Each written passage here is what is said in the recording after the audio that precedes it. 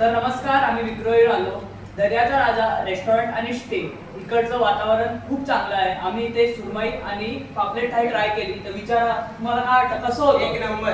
एक नंबर. तर त्यासोबत आम्ही पनीरची ही हंडी घेतली, तर ती तर खूप उत्कृष्ट होती. तर माझं मत आहे, इफ आता बघा अलिबाग आपल्या बीच पासून रेवदंडा, तर अलिबाग बीच पासून तर खूप जवळ आहे, अफोर्डेबल आणि रिझनेबल रेट मध्ये. ते पण इफ इथे बघा आता खूप गरमी आहे, आता आम्ही उन्हाळ्यात आलो आहोत.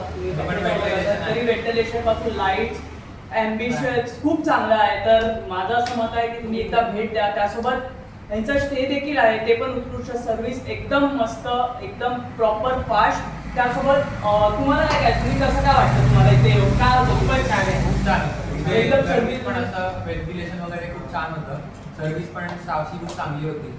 आणि इव्हन तुम्ही असं नाही वाटणार की फिश आपण बोलतो ना की नाही, fish कंटाळा खातो तेव्हा वाटतं. आपल्याला असं वाटतं की असं एकदम जुना फिश आहे, पण फ्रेश फिश होतं. म्हणजे तुम्ही पीस हातात घेतला ना की लगेच तुम्हाला फील होणार, आणि खाल्लं की लगेच होतं की फ्रेश आहे, किंवा असं म्हणजे बासी होतं ना, तसं नाही.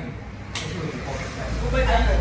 आणि त्यासोबत तुम्ही बीच साईड आला असाल तर खूप अफोर्डेबल आणि रिझनेबल रेट्समध्ये आणि जवळ देखील वॉकेबल आहे. तर माझं असं मत आहे की दर्याच्या राजाला तुम्ही भेट द्या. मी रेकमेंड. थँक्यू.